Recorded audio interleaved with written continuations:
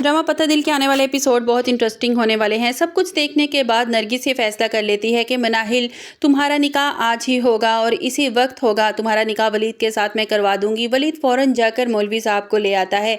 वलीद मौलवी साहब को लाता है और मनाहिल और वलीद का निकाह हो जाता है। नरगिस वलीद से कहती है कि जैसे ही ज़ैन और माजदा को पता चलेगा तो कि तुम दोनों का निकाह हो गया है तो वो बहुत हंगामा खड़ा करेगी, इसलिए उसे मैं फ़ोन करके बता देती हूँ।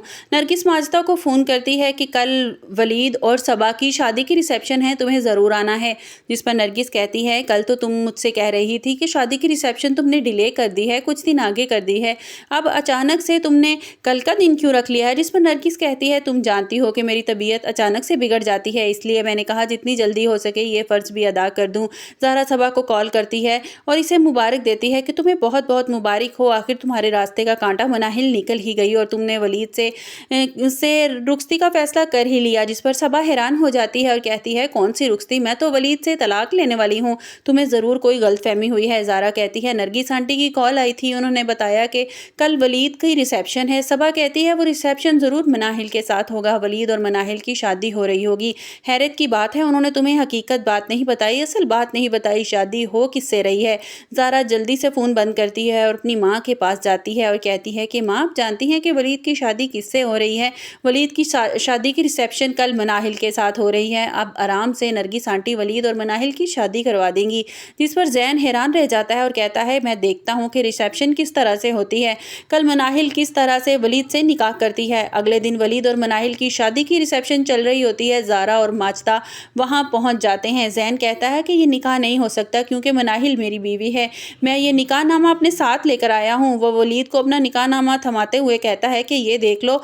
वलीद गुस्से में निकाहनामा पकड़ता है और उसके टुकड़े करके ज़ैन के मुंह पे मारता है और कहता है कहाँ से झूठा निकाहनामा बनवा कर लाए हो, तुम अच्छी तरह मैं जानता हूँ तुम कितने लालची हो, ये सब कुछ तुम क्यों कर रहे हो। आज सारा हो चुका है। जिस पर ज़ैन और माजदा एक दूसरे के मुंह की तरफ देखने लगते हैं। माजदा कहती है कि तुम लोगों ने मुझे बताया भी नहीं, नरगिस तुम कितनी झूठी हो, तुमने तो मुझसे कहा था कि सबा और वलीद की रिसेप्शन हो रही है, तुम मनाहिल का तो तुमने नाम ही नहीं लिया था। जिस पर वलीद और सबा की तो तलाक हो चुकी है, तुम मनाहिल की शादी वलीद से करवाने वाली थी, तभी तो मनाहिल यहाँ आकर बैठ गई है और घर जाने के लिए तैयार नहीं थी। तुम पहले ही वलीद से मोहब्बत करती थी ना, तभी तो तुमने बाबर से शादी से इनकार कर दिया। मनाहिल कहती है पुप्पो अगर बाबर अच्छा लड़का होता ना तो मैं मान जाती, मैं इससे ज़रूर शादी कर लेती, मैं कभी इनकार ना करती, लेकिन आप मुझे अपने गले से उतारना चाहती थी। ज़ैन वहाँ बहुत शर्मिंदा हो जाता है। वलीद से कहता है कि बताओ तुम्हें क्या चाहिए, ये झूठा निकाहनामा जो तुम बनवा कर लाए हो, ज़रूर तुम मनाहिल से कुछ हथियाना चाहते हो,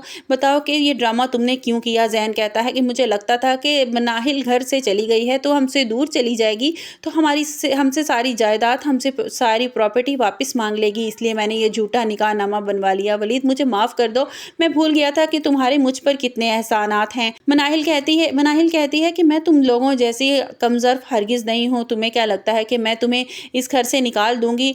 तुम नहीं जानते कि मेरी नज़र में खून के रिश्तों की कितनी अहमियत है। जब से मैंने अपने माँ बाप को गंवाया है मेरी दुनिया तुम ही लोग थे, मेरी फूफो ही मेरा सब कुछ थी। अब मैं खुद से ज़्यादा आप लोगों पर एतबार करती थी, इसलिए मैंने आंखें बंद करके बाबर से भी शादी के लिए हाँ कर दी थी। अगर मैं तुम्हारी और फूफो की बातें ना सुनती तो शायद मैं बाबर से शादी कर भी लेती। माजदा और ज़ैन बहुत शर्मिंदा होते हैं। मनाहिल अपने घर के डॉक्यूमेंट्स अपनी फूफो को थमाते हुए कहती है कि फूफो आज से मेरा ये घर आपका हुआ और आप मुझे और कुछ चाहिए तो बता दें, वो भी मैं आपको दे दूंगी। और मैं जानती हूँ कि आपने किस तरह बचपन में मुझे लाड प्यार से पाला है, वो एहसानात को मैं कभी फरामोश नहीं कर सकती, लेकिन एक बात का दुख मुझे हमेशा रहेगा कि आपने मुझसे वो मोहब्बत वो प्यार नहीं दे सकी जो एक माँ औलाद को देती है। माजदा मनाहिल को गले लगाती है और कहती है कि मैं बहुत शर्मिंदा हूँ मनाहिल, मुझे माफ़ कर देना। आपको हमारी वीडियो कैसी लगी कमेंट्स बॉक्स में अपनी राय का इजहार कीजिएगा और लाइक और सब्सक्राइब कीजिएगा।